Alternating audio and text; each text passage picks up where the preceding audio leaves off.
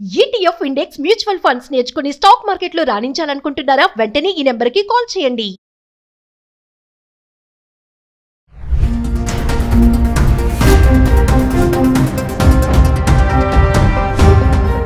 Hello నమస్తే, welcome back to Suman TV. ప్రస్తుతం మనతో పాటు ఉన్నారు మోటివేషనల్ స్పీకర్, లైఫ్ కోచ్ దత్తేశ్వర్ గారు. మరి టాపిక్ ఏంటంటే Meghalaya couple missing case. Already ఇదంతా హాట్ టాపిక్ గా మారిపోయింది. ట్విస్టుల మీద ట్విస్టులు వస్తున్నాయి. అసలు మా అమ్మాయికి ఏం తెలియదు, మా అమ్మాయి చేసిందంటే మేము నమ్మలేము, తన బిజినెస్ చేసే అమ్మాయి, ఎడ్యుకేటెడ్ అని చెప్పేసి ఇరుగు పొరుగు వారు చెప్పడమే కాకుండా వాళ్ళ బ్రదర్స్ కానీ వాళ్ళ పేరెంట్స్ కానీ వీళ్ళందరూ చెప్తున్నారు. కానీ ఈ రోజు ఏమైందంటే రివర్స్ అయిపోయింది. అమ్మాయిని హ్యాంగ్ చేయండి అని కూడా చెప్తున్నారు. మేము అబ్బాయి తరఫు పేరెంట్స్ కి సపోర్టివ్ గా ఉంటాము అని చెప్తున్నారు. మరి దీనిపైన సార్ ఏం మాట్లాడతారో ఒకసారి మాట్లాడి తెలుసుకుందాం. నమస్తే అండి. నమస్తే అండి.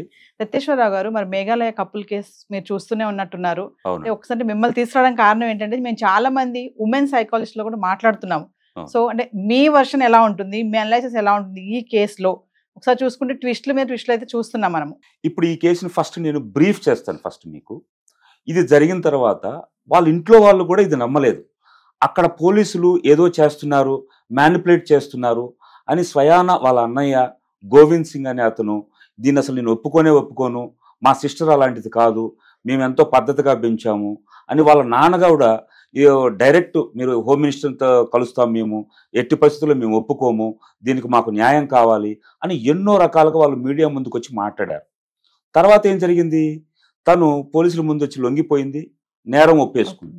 దాని తర్వాత స్వయాన వాళ్ళ అన్నయ్య చెప్తున్నాడు, నేను ఎప్పుడు ఇలా ఊహించలేదండి, ఆ ఎవరైతే అతను కొల్వి ఉన్నాడో మా పక్కనే కూర్చొని 3 సంవత్సరాల నుంచి రాఖీ పండుగ రోజు రాఖీ కట్టించుకుంటున్నాడు, మా ముందు ఒక సోదర భావంతో వాళ్ళు మెలిగారే తప్ప ఎప్పుడు ఇలాంటిది అసలు మేము ఎక్స్పెక్ట్ చేయలేదు.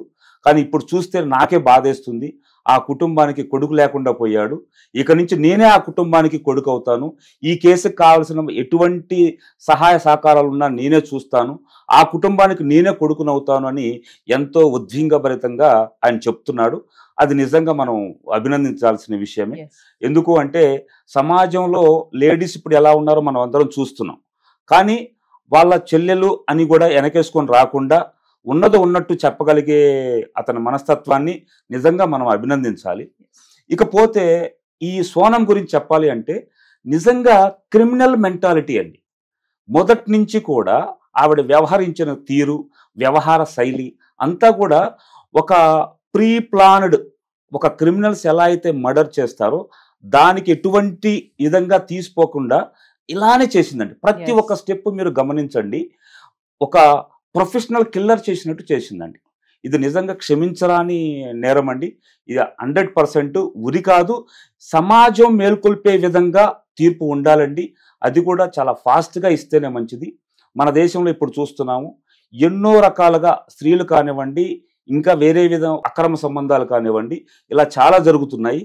కాకపోతే ఏంటంటే తీర్పులు రావడం లేట్ అవటం వల్ల సమాజం కూడా దీని గురించి ఒక రకమైన అశ్రద్ధ వహిస్తూ ఉంది. అది కరెక్ట్ కాదండి. ఇప్పుడు ఈ సోనం విషయంలోనే వాళ్ళ ఇంట్లో పనిచేసే అబ్బాయితో 3 సంవత్సరాల నుంచి ఎఫ్ఐఆర్ నడుపుతూ సోదరి భావంతో అందరి ముందు ప్రవర్తించి రాఖీ కట్టి 3 సంవత్సరాల నుంచి ఇప్పుడు అనుకోకుండా సడన్గా హనీమూన్ అనే నెపంతో అక్కడికి తీసుకెళ్ళి ప్రీ ప్లానెడ్గా మర్డర్ చేయటం అనేది చాలా దారుణం అండి. ఇట్లాంటి లేడీస్ని ఏం చేసినా పాపం లేదు. హిందూ సభ్య సమాజం తలదించుకునే విధంగా చేసింది తను. ఇలా అసలు చేసి ఉండకూడదు. ఇంకొక విషయం ఏంటంటే అండి, ఇప్పుడు చేసేవాళ్ళు కొన్ని మాత్రమే వెలుగులోకి వస్తున్నాయి, వెలుగులోకి రానివి చాలా ఉన్నాయండి. వీళ్ళు ఏం చేస్తున్నారు, అరే తను అలా చేసింది కదా నేను ఈ విధంగా చేస్తాను అని వీళ్ళు ఇంకా ఇన్స్పైర్ అవుతున్నారండి. అది చాలా తప్పండి. ఇంకొక విషయం ఏంటంటే అండి, చాలామంది అంటారు ఇది సోషల్ మీడియా ప్రభావం వల్ల ఈ విధంగా చేస్తున్నారు, నేర్చుకుంటున్నారు. అదేంటండి, అది అసలు ఎంతవరకు కరెక్ట్? సోషల్ మీడియా చూసి ఐఏఎస్ అయిన వాళ్ళు ఉన్నారు, సోషల్ మీడియా ఉపయోగించుకొని ఐపీఎస్ అయిన వాళ్ళు ఉన్నారు, సోషల్ మీడియా ద్వారానే తన బిజినెస్ రంగంలో మెలకువలు నేర్చుకొని అభివృద్ధి సాధించిన వాళ్ళు ఉన్నారు. మనం ఉపయోగించుకునే తీరులో ఉంటుందండి. అనవసరంగా వీళ్ళ క్రిమినల్ మెంటాలిటీని తీసుకెళ్ళి సోషల్ మీడియా మీద రుద్దేయకూడదు. వాళ్ళ నేచర్ కరెక్ట్గా ఉంటే సోషల్ మీడియా ఏం చేస్తుంది? ఒకటి. రెండోది వచ్చేసేసి తను ఎంత ప్రీ ప్లానెడ్గా చేసిందంటే క్రూరంగా ఒక అతన్ని తీసుకెళ్ళి వెనకాలుగా వచ్చి కత్తితో 4 సార్లు కొట్టేసి లోయలకు పడేయటం అనేది చాలా దారుణం. వీళ్ళు చేసిన ఒక తప్పు వల్ల ఎంతమంది అధికారులు ఎన్ని రాత్రులు శ్రమించి ఈ కేసును డీల్ చేస్తున్నారండి. ఇది ఎట్టి పరిస్థితుల్లో క్షమించరాని నేరం అండి. సో దత్తేశ్వర గారు, మరి ఇప్పుడు కొత్తగా తెరపైకి మరొక పేరు వస్తుంది, మరి యూపీఐ ట్రాన్సాక్షన్స్ జరిగాయి, జితేంద్ర అనే పేరు మీద అంటున్నారు, మరి దాని గురించి ఏం చెప్తారు? ఏమండి, నాట్ ఓన్లీ జితేంద్ర అండి, ఒక ఆడది ఇంత ప్రీ ప్లానెడ్గా ఒక అతన్ని ఇంత క్రూరంగా మర్డర్ చేసింది అంటే దీని వెనకాల ఒక జితేందరే కాదు, ఇంకా 100% మిగతా వాళ్ళు కూడా ఉండుంటారు. వేరే వారి సహకారం లేకుండా అక్కడికి వెళ్ళడం, ఇలా చేయడం అనేది అసంభవం అండి. ఇంకా ముందు ముందు ఉంటారు. వీళ్ళని సరైన విధంగా విచారణ జరిపి ఎవరైతే నిందితులు ఉన్నారో వాళ్ళందరినీ ఖచ్చితంగా క్రూరంగా శిక్షిస్తే గాని ఈ సమాజం మేల్కొంటుందండి. అప్పటి వరకు ఎట్టి పరిస్థితుల్లో వీళ్ళని వదిలిపెట్టకూడదండి. ఎందుకు అంటేనండి, ఈ రోజుల్లో ప్రేమించి పెళ్లి చేసుకుంటేనేమో తల్లిదండ్రులతో భయం, సరే అరేంజ్డ్ మ్యారేజ్ చేస్తేనేమో ఇలా భార్యలతో భయం. మరి ఇంకా మగాళ్ళు ఎలా బతకాలి అండి? మొన్నటి వరకు ఆడదానికి రక్షణ లేదు, ఆడవాళ్ళు అర్ధరాత్రి పూట తిరిగే రోజులు లేవు, అర్ధరాత్రి కాదు పగలే తిరగలేకపోతుంది అన్నారు ఈ మహిళలందరూ. మరి ఇప్పుడు వీళ్ళందరూ ఏం చెప్తారండి? ఇప్పుడు మగాడికే రక్షణ కరువైపోయింది. మగాడు ఎలా బతకాలండి? 24 గంటల్లో 12 గంటలు వర్క్ చేసి ఎంతో కష్టపడి ఎన్నో టెన్షన్స్ తీసుకొని ఫ్యామిలీ బాధ్యతలన్నీ మోసుకుంటూ వస్తున్న మగాడికి ఇంటికి వస్తే రక్షణ కరువైపోయిందండి. అంటే మామూలుగా మహిళలు ఇలాంటి ఇబ్బందులు ఎదుర్కొన్నప్పుడు, ఇలా గృహహింస కానీ ఇలాంటివి వచ్చినప్పుడు చాలా మంది మహిళా చట్టాలు కానీ మహిళా మనులు అందరూ బయటకు వస్తారు. మరి ఇలాంటివి జరిగినప్పుడు వీళ్ళందరూ రారెందుకు? నాకు ఒక డౌట్ ఇది. దురదృష్టకరం ఏంటి అంటే అండి, మహిళలకు కావలసిన చట్టాలన్నీ బాగానే రూపొందించారండి. ఎట్ ద సేమ్ టైం మన రాజ్యాంగం కూడా మగవాడి హక్కుల గురించి కూడా రక్షణ కల్పించాలండి. ప్రస్తుత పరిస్థితుల్లో మగాడికి రక్షణ లేకుండా పోయిందండి. ఏది చూసినా ఆడవాళ్ళు బాగుండాలి, వాళ్ళకి రక్షణ ఉండాలి, వాళ్ళ శ్రేయస్ కోసం మేమేమైనా చేస్తాం అంటున్నారు. తప్పు లేదండి, దానితో నేను ఏకీభవిస్తాను. కానీ అదే సమయంలో మగవాడికి కూడా రక్షణ ఉండాలి కదండి. ఎన్నో బాధలు అనుభవిస్తూ ఎన్నో బాధ్యతలు మోస్తూ ఒక కుటుంబాన్ని ఈదుకొస్తున్న మగాడి మీద ఇన్ని రకాలుగా టార్చర్ చేస్తూ ఈ విధంగా చంపడం అనేది చాలా దారుణమైన విషయం అండి. మనము ఈరోజు మేఘాలయది ఒక్కటే మాట్లాడుకుంటున్నామండి. బయటికి రాని మేఘాలయాల ఉదంతాలు బోలెడన్ని ఉన్నాయండి. బయటికి చెప్పుకోలేక మగాడు వీధిని పడలేక సంసారాన్ని మోస్తూ మానసికంగా రోజుకి కొన్ని వేల మంది చనిపోతూ ఉన్నారండి. వాళ్ళని కూడా మనం రక్షించాల్సిన బాధ్యత ఉందండి. అంటే ఏదేమైనా అంటే మగాళ్ళకి చట్టాలు లేవంటున్నారు, ఆడవాళ్ళకు ఉన్నటువంటి చట్టాలు మగాళ్ళకు కూడా ఉంటే బాగుంటుంది. ఖచ్చితంగా అండి. మనకి ఆడవారి రక్షణ ఎంత ముఖ్యమో అదే సమయంలో మగవాడి రక్షణ కూడా అంతే ముఖ్యమండి. మగవాడి శ్రేయస్ బాగుంటేనే ఆ కుటుంబం మొత్తం బాగుంటుంది. ఆడవారు ఒక్కరు బాగుంటేనే కుటుంబం అంతా బాగోదండి. ఎందుకు అంటే ఇంట్లో ఇద్దరు బాగుంటేనే ఆ కుటుంబాన్ని సక్రమంగా నడిపించగలరు. అప్పుడే సమాజం బాగుంటుంది. లేదు నేను ఆడవాళ్ళు ఒక్కరినే రక్షణ చేస్తాను అంటే అది కరెక్ట్ కాదండి. ఎందుకంటే ఆడదానికి ఏమైనా సమస్య వస్తే బయటికి వెళ్ళి షేర్ చేసుకుంటుంది, మాట్లాడుతుంది ధైర్యంగా.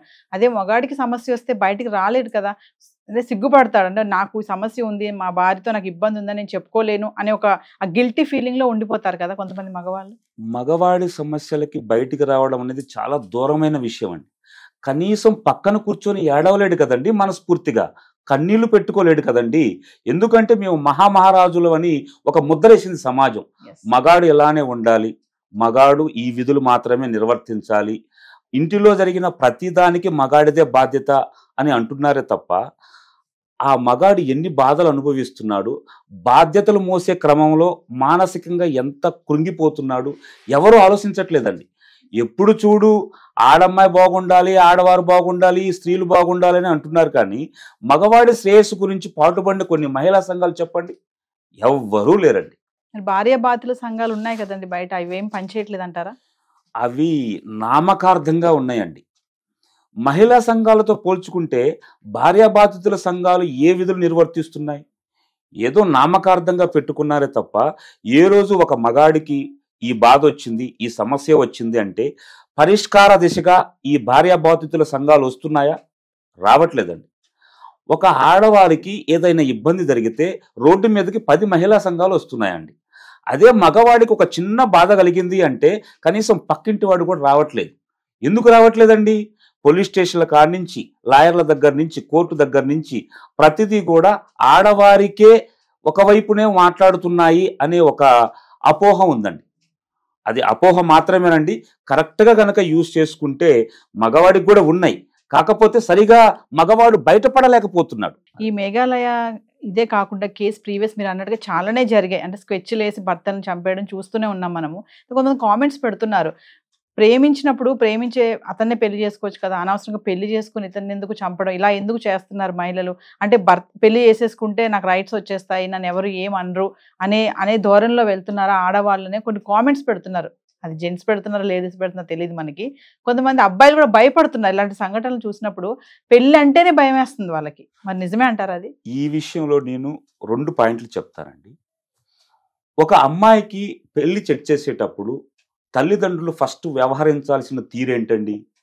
ఆ అమ్మాయికి నిజంగా ఆ పెళ్లి నచ్చుతుందా నచ్చట్లేదా, ఆ అబ్బాయి ఇతనికి భర్తగా ఒప్పుకుంటుందా ఒప్పుకోవట్లేదా అని క్లియర్గా అడిగి తన అంగీకారంతో చేయాలండి.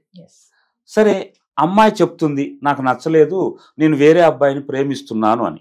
తల్లిదండ్రులు ఏం చెప్తున్నారండి? ఏం లేదు, వాడికి అసలు జాబు లేదు, ఏం లేదు, నువ్వు అసలు ఎలా బతుకుతావు వాడితో, మేము చూసిన సంబంధం చేసుకుంటే నీ లైఫ్ హ్యాపీగా ఉంటుంది, జాలీగా ఉంటుంది, మీరు ఇతనితోనే చేసుకోండి అని బలవంతంగా తనని కన్విన్స్ చేసి పెళ్లి చేసేస్తున్నారు. ఇది అసలు కరెక్ట్ కానే కాదండి. ఎట్ ద సేమ్ టైం అమ్మాయిల గురించి కూడా నేను చెప్తానండి. ఈ రోజుల్లో ఇంతకు ముందు నాకు ఇది నచ్చలేదు అని చెప్పాలి అంటే చాలా ప్రాసెస్ ఉండేదండి. ఇప్పుడేంటి, టెక్నాలజీ పెరిగిపోయింది. మీ డాడీతో మీ మమ్మీతో నువ్వు డైరెక్ట్గా చెప్పలేకపోయినా ఏదో ఒక విధంగా నీలో ఉన్న ఆ ఎక్స్ప్రెషన్ చెప్పొచ్చు. నాకు ఈయన ఇష్టం లేడు, నేను ఈ పెళ్లి చేసుకోను అని పెళ్లి ఆపేయచ్చు. అట్లీస్ట్ నువ్వు మీ నాన్న వాళ్ళతో చెప్పలేకపోయినా తనతోనైనా, కట్టుకునేవాడితో అయినా చెప్పొచ్చు. తనైనా ఏదో ఒక విధంగా రియాక్ట్ అవుతాడు, అంతటితో ముగిసిపోతుంది. అట్లా కాకుండా అంగరంగ వైభవంగా పెళ్లిళ్ళు చేసుకొని హనీమూన్ పేర్లతో ఇలా బయటికి వెళ్ళడం, చంపేయటం, లేదు అంటే ఇంటిలో ప్రతిరోజు టార్చర్. ఇలా ఎన్నో విధాలుగా మగాడు హింసకు గురవుతున్నాడు. సో ఏదేమైనా మగవాడికి రక్షణ లేదు అని అంటున్నారు మీ మాటల్లో. ప్రస్తుత కాలంలో మగాడికి రక్షణ లేదండి. ఎందుకు రక్షణ లేదు అని నేను అంటున్నానంటే, వరకట్నాల పేరుతో ఎన్నో యాక్ట్లు వచ్చేసి స్త్రీలకి అనుకూలంగా మారిపోయాయి. డొమెస్టిక్ వైలెన్స్, గృహహింస చట్టం, ఎన్నో రకాలుగా బ్లాక్మెయిల్ చేస్తున్నారు. ఏంటి, నువ్వు మాకు ఇది ఇవ్వవా, అయితే నీ మీద కేసు పెట్టేస్తాను. ఉన్నాయి కదా, ఏంటి మమ్మల్ని సరిగా చూసుకోవా, నీ మీద కేసు పెట్టేస్తాను. ఇలా ఎన్నో విధాలుగా బ్లాక్మెయిల్ చేసి మగాన్ని ఒక కీలుబొమ్మలాగా చేసి ఆడుకుంటున్నారండి. ఈ యాక్ట్స్తో, ఇప్పుడు వచ్చిన ఈ చట్టాలతో బ్లాక్మెయిల్ చేసి కేసులు పెట్టి బజారు పడుతున్న ఎన్నో వేల కుటుంబాలు నరకయాతన అనుభవిస్తున్నాయండి. వాళ్ళు వేరే వాళ్ళతో చెప్పుకోలేరు, అట్లా అని చెప్పేసి కోర్టులో ఫైట్ చేయలేరు. ముఖ్యంగా మధ్యతరగతి కుటుంబాలు ఉన్నాయి చూసారా, వాళ్ళు పరువుకి ఎక్కువ వాల్యూ ఇస్తాయండి. అరే మేము కోర్టుకు పోతే పక్కింటోళ్ళు ఎదురింటోళ్ళు ఏమని అనుకుంటారేమో, సమాజంలో మా అబ్బాయి పరువు పోతుందేమో అని చెప్పి మనసులో నరక యాతన అనుభవిస్తున్నారండి. మానసికంగా, ఆర్థికంగా కృంగిపోతున్న కుటుంబాలు కొన్ని వేల కోట్ల కుటుంబాలు ఉన్నాయి. సో దత్తేశ్వర్ గారు, మరి మేఘాలయ కపుల్ కేసుకు సంబంధించి ఓవరాల్ గా మీరు ఏం చెప్పాలనుకుంటున్నారు? ఈ కేసులో నేను చెప్పదలుచుకుంది ఏంటంటే, ప్రభుత్వం ప్రత్యేక శ్రద్ధ వహించి తగు విచారణ జరిపి వీలైతే ఫాస్ట్ ట్రాక్ కోర్టులు ఏర్పాటు చేసి సత్వర న్యాయం చేయాలండి. ఎవరైతే నిందితులు ఉన్నారో వాళ్ళని కఠినంగా శిక్షించాలి. అప్పుడే సమాజంలో వేరే ఇలాంటి సంఘటనలు పునరావృతం కాకుండా ఉంటాయి. థాంక్యూ. నమస్తే.